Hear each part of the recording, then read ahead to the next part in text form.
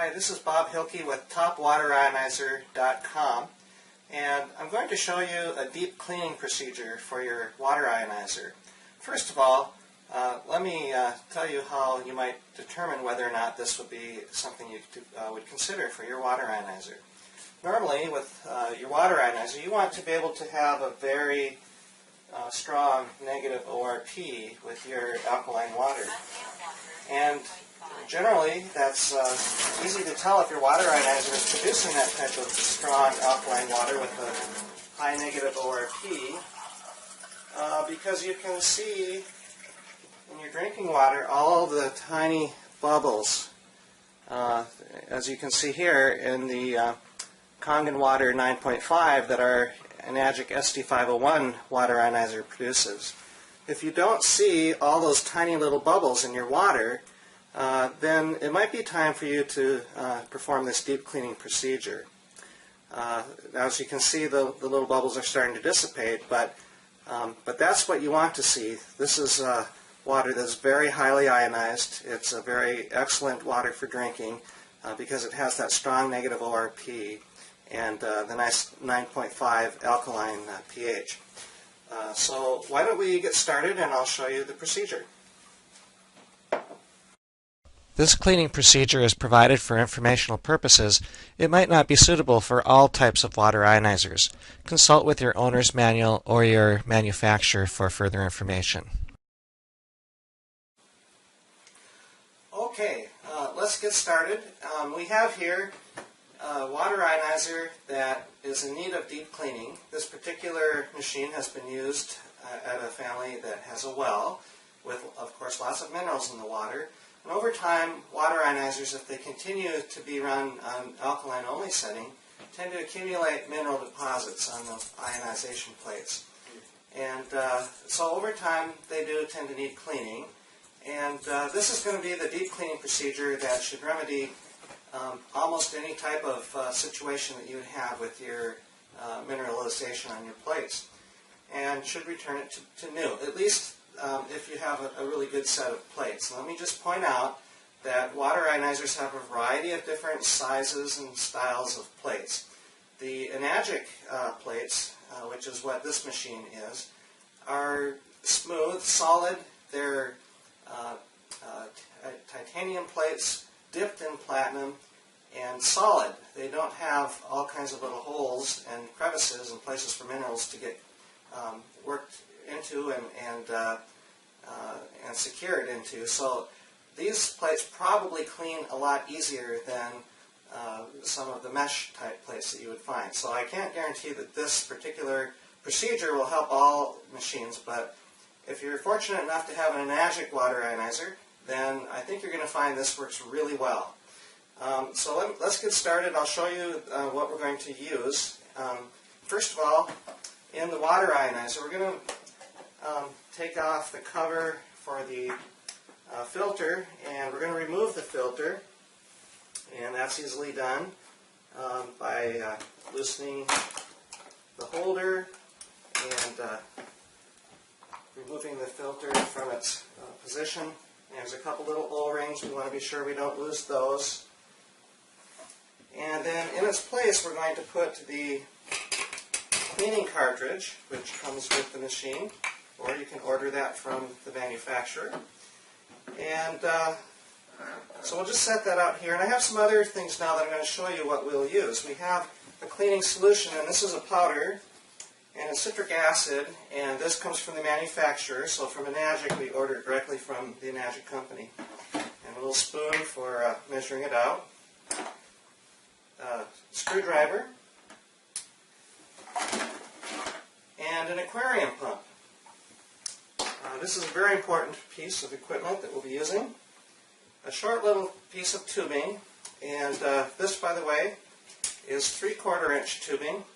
And the reason we're using this is because it's the right size to fit with the tube that is the input tube or hose into the machine. So this is the water supply from the kitchen sink faucet into the water ionizer. And so it just happens to fit perfectly. And it also happens to be the right size to fit onto the aquarium tank output. And so I'll show you how that all hooks up in a minute. And then there's two other things that are used to hold the hose together. Two little clamps, hose clamps, and then a dish pan, which you should be able to find this at Target or Walmart. Just big enough to bathe your feet, small enough to sit in your kitchen sink. And then that should do. So now we'll do a little close-up so you can see how I'm setting everything up, and then pretty soon we'll have this thing getting cleaned and rejuvenated.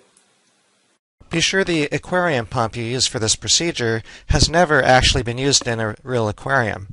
We recommend you buy a new aquarium pump and only use it for cleaning your water ionizer. Alrighty, first step is we're going to put the aquarium pump into the basin. And this particular aquarium pump comes with a little base with suction cups, so it holds it steady, which is a good thing. Just plop that down in the bottom of the dish basin, and then we're going to put the hose clamp and the hose on the output of the pump, and we'll use the screwdriver to tighten that on. I guess I should do that before I put it in so I get a better angle on the pump.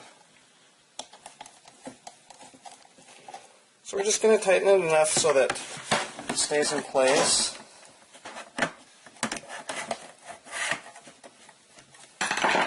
And then the next step is we'll put the other clamp at this end of the hose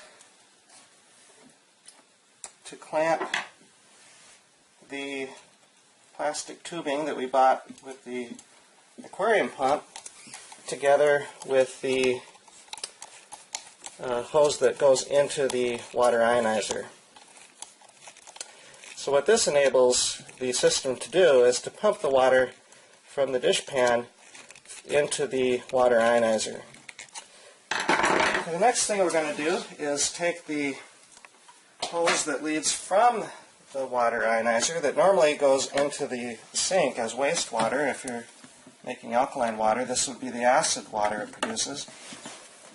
And we're going to put that so that it drains into the basin,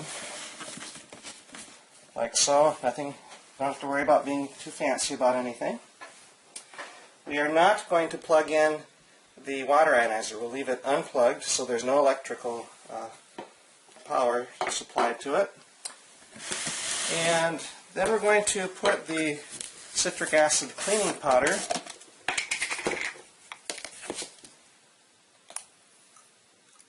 into the cleaning cartridge, close that up, and then we'll put this in where the filter came out, like so, and secure it in place.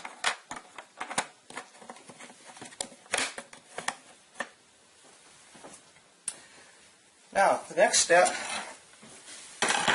is simply to fill the bucket with water.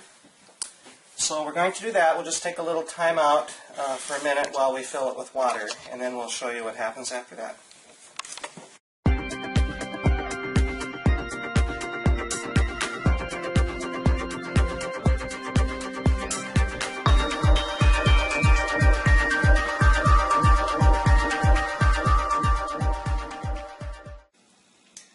Alright, I have filled the bucket with water, and as you can see, if we do close up a little bit, you can see the water covers the aquarium pump, and I have the line that normally contains the acid water going to the sink going into the water. And another very important thing is that the hose that normally produces the alkaline water for drinking, that also needs to point into the bucket. So what we have is a closed circuit here with the water going into the water ionizer, and then all the water that leaves the water ionizer going back in. Now, one other step, and that is we're going to add in an extra dose of the citric acid. And the reason is because we have a lot of additional water in this system than we normally would have if you follow the standard cleaning procedure, which is contained all within the machine itself. So we just want to have a good enough concentration of the citric acid so that it will do its job thoroughly. And now that we have everything in place, we're going to turn the aquarium pump on, and then it will be generating the water, or cycling the water through the machine and getting that citric acid flowing continuously through the ionization chamber over and over again.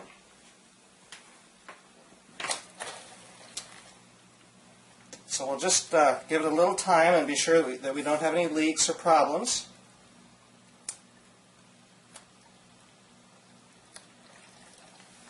And we'll know it's working when the water comes out both of the places from there. There we go. So we have water coming out from both of the outputs of the water ionizer. And now that we have that process going, we're going to leave it continuously, so it'll just keep cycling the water through over and over again for a few hours. And I think you could leave this overnight. I usually do this in the sink, just in case something goes wrong. But for purposes of the demonstration, I'm doing it out on the countertop. But as you can see, it's self-contained, so it should just be able to run steady for quite a long time. Just check it once in a while, be sure everything's pointed in the right direction here. Alright, so we're going to take a break and we'll get back together after it's gone through its cleaning process for a few hours.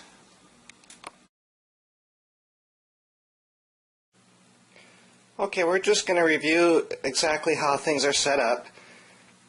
Just to review, we took the filter out and put in the cleaning cartridge that had the citric acid powder, cleaning powder. And we have the basin of water with the aquarium pump in the bottom underneath the surface of the water. The water completely covers the pump. And coming up from the pump, we have the clear plastic tubing that we got at the same store as the pump. And in that we have clamped the input hose that goes to the water ionizer. And then the other hose that you see here comes from the water ionizer and goes into the water basin. And then at the top of the water ionizer is the gooseneck, which is the supply for our drinking water normally. And so that both of those hoses that come from the water ionizer are contributing the water back to the water basin. So now the other thing is we do not have the water ionizer plugged in, so there's no power to the water ionizer, but of course the aquarium pump is plugged in. So that's how things are overnight. And so now the next thing that we will show is what we do after we have run this process for a few hours.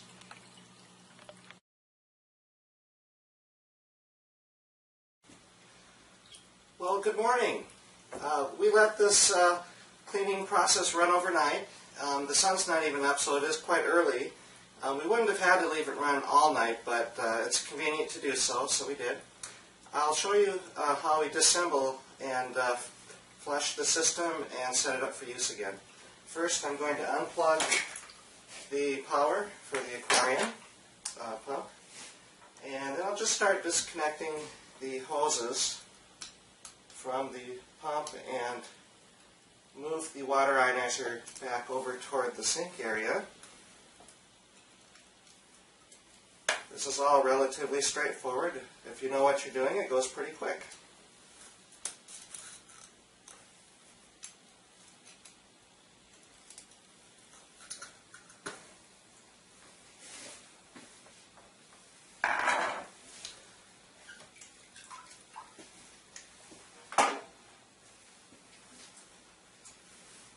Okay, we're ready to move the water ionizer back to the sink, so I'll just move the camera so you can get a good view of that.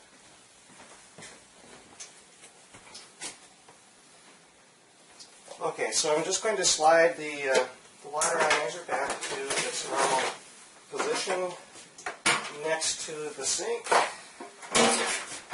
As you can see, we already have a water ionizer hooked up to the sink, so I'll try to keep the two separate as I discuss things.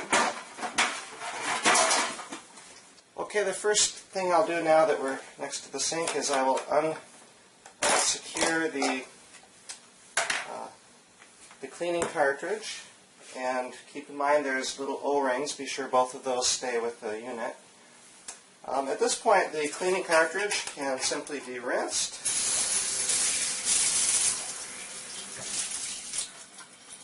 And then we'll just set it to dry so it's ready for its next use. And then we'll put the filter back in its place.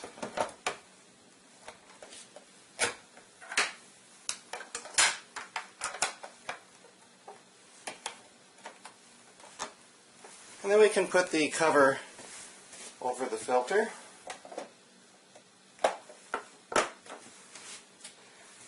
And the next step is to secure the water hose back onto its adapter.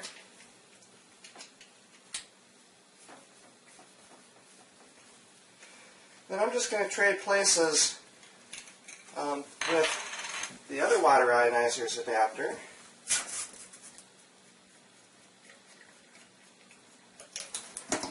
Okay, so now the water ionizer we just finished cleaning will be attached to the water supply at the faucet.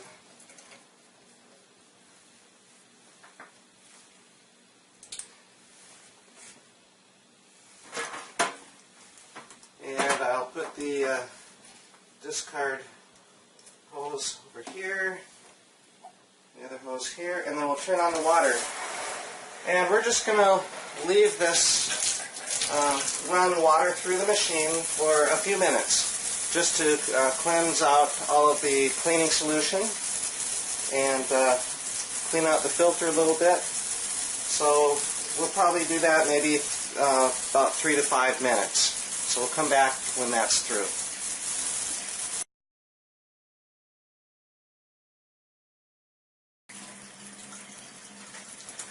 Okay, the water ionizer has been flushed with the water running from the faucet through the machine and into the sink. So at this point I'll turn the water off, and I'll plug the electrical power back in to the water ionizer. I'll turn the power button on. Power on. Kengan Water 9.5. And now, as we run the water through the machine, we'll be making Kengan water. And we'll just give it a try.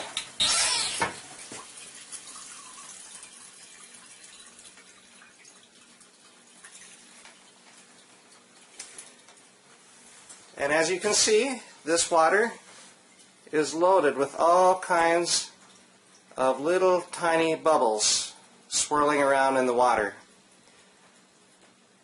Good evidence that our cleaning procedure has done a thorough job. And now we can enjoy drinking nice, clean, pure, refreshing, alkaline, ionized Kengan water. Cheers. That's great. Okay, there's one more item of business we should take care of before we wrap things up here, and that is to run some fresh water through the aquarium pump, just to clean it from the water that we were using during the cleaning procedure. So I'll just empty the bucket.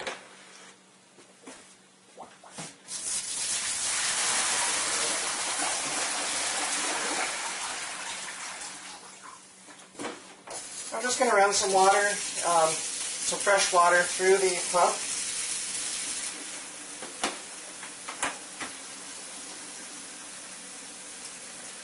This is a pretty straightforward procedure. But we have to put enough water into the basin to cover the pump, and then we'll run the water through the pump to flush it clean, and then we'll dry it off and put it away for next use. So we just about have enough water. Okay, we have enough water, so I'll just set it in the sink.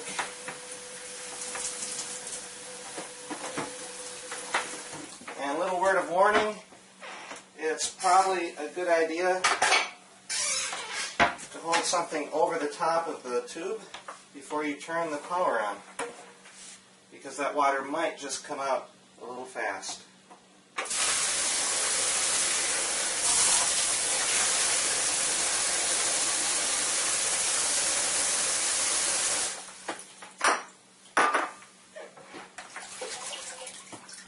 Okay, now you can let the water pump dry.